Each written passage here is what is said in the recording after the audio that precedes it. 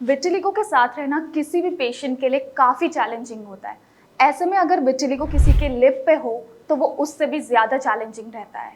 Hello everyone, I am doctor Ishu और आज हम बात करेंगे लिप विटिलिगो के बारे में। ये क्यों होता है और कैसे आप इसे मैनेज कर सकते हैं। ऑल्दो विटिलिगो कोई लाइफ थ्रेटनिंग कंडीशन नहीं है, बट डेफिनेटली ये किसी के अपीयरेंस को अफेक्ट करता है और साथ ही साथ उनके कॉन्फिडेंस को भी लो करता है। तो अब हम जानते हैं कि ये होता क्यों है, क्या रीजंस हैं इसके होने के। तो पहला रीजन है ऑटो इम्यून डिसऑर्डर। ये एक ऑटो इम्यून कंडीशन है जिसमें कि आपका जो इम्यून सिस्टम होता है वो आपके स्किन सेल्स, जो कि आपके मेलेनोसाइट्स जिन्हें हम कहते हैं, जो कि रिस्पॉन्सिबल होते हैं मेलेनिन पिगमेंट को प्रोड्यूस करने के लिए, which is responsible for your skin colour, या फिर आपकी स्किन को कलर देता है या पिगमेंट देता है।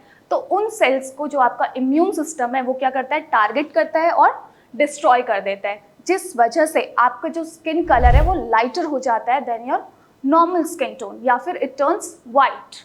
तो अब सेकंड इसका रीजन है जीन्स। पहला था autoimmune disorder, now next is genes. इस वजह से भी ये हो सकता है।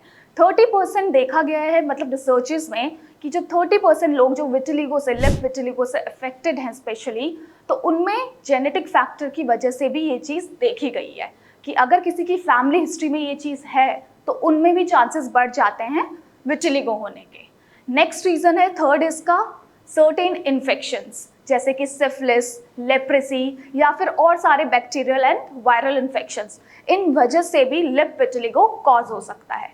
अगला इसका रीजन है कि आपकी लाइफस्टाइल, क्योंकि कुछ लोग सर्टेन हार्श केमिकल्स के एक्सपोजर में अगर रहते हैं या फिर सर्टेन केमिकल जैसे कि हार्श लिप कलर्स अगर यूज़ करते हैं, तो उससे भी रेगुलर बेसिस पे यूज़ करने से वो हार्श लिप कलर्स आपको लिप विटिलिगो हो सकता है। ऑल्सो जो लोग पान खाते हैं या फिर टोबैको च्यू करते हैं या स्मोकिंग करते हैं, उन पे भी लिप विटिलिगो होने के चांसेस काफ़ी ज़्यादा रहते हैं। तो ये तो थे इसके रीजंस कि ये क्यों होता है। अब बात करते हैं कि क्या ये स्प्रेड हो सकता है। Well, the answer is yes. ये अगर किसी पर्टिकुलर एरिया में हो गया है शुरू, तो आगे भी ये बॉडी के पार्ट्स में स्प्रेड कर सकता है। ऑल्दो ये कंटेजियस नहीं है, बट ये आप ही के बॉडी के और पार्ट्स में भी स्प्रेड ज़रूर करता है। ऐसे में आपको कुछ सर्टेन फैक्टर्स का ध्यान रखना ज़रूरी है, उन्हें अवॉइड करना ज़रूरी है। लाइक स्ट्रेस, आपको स्ट्रेस बिल्कुल नहीं लेना है क्योंकि इससे आपका विटिलिगो ट्रिगर हो जाता है। सेकेंड इज आपको सनबर्न से अपने आप को बचा के रखना है। अगर आप बाहर जा रहे हैं तो आप मेक श्योर कीजिए कि आप सनस्क्रीन अप्लाई करके ही आउटडोर्स जाएं। थर्ड है आपको हेल्दी लाइफस्टाइल और हेल्दी डाइट मेंटेन करना बहुत ज़रूरी है अगर आपको विटिलिगो है, जिससे कि आपका विटिलिगो आगे एग्रावेट ना हो। नेक्स्ट इज आपको अपने स्किन को किसी इंजरी या किसी कट से भी बचा के रखना है, ऐसे में आपका विटिलिगो और ट्रिगर हो सकता है। अगला है आपको गुड स्लीपिंग पैटर्न अडेप्ट करना है, इससे आपका विटिलिगो कंट्रोल्ड रहे। नेक्स्ट इज आपको क्या करना है, अल्कोहल और स्मोकिंग पूरी तरह से अवॉइड करनी है क्योंकि ये आपके विटिलिगो को ट्रिगर करता है। तो ये थे सर्टेन ट्रिगरिंग फैक्टर्स जिनका आपको खास ध्यान रखना है और उन्हें अवॉइड करना है, जिससे कि आपका विटिलिगो स्प्रेड ना हो और पार्ट्स में। अब बात आती है, काफ़ी लोगों का क्वेश्चन रहता है कि क्या इसका कुछ ट्रीटमेंट है परमानेंट, क्या ये क्योर हो सकता है। Well, it can be cured by proper homeopathic treatment. Homeopathy में इसका बहुत ही अच्छा इलाज है।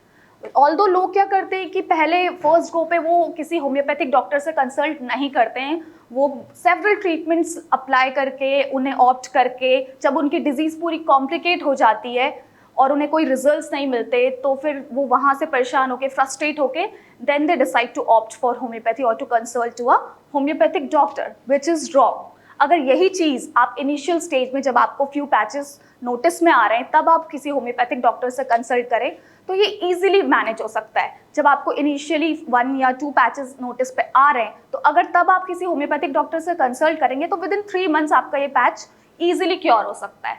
वहीं अगर आपका पैच और पार्ट्स में भी स्प्रेड हो गया है, तो ऐसे में all you need is patience. आपको स्ट्रेस नहीं लेना है, आपको घबराना नहीं है, क्योंकि इससे क्या होगा, आपका विटिलिगो और ट्रिगर हो सकता है, क्योंकि स्ट्रेस हमारा ट्रिगरिंग फैक्टर रहता है।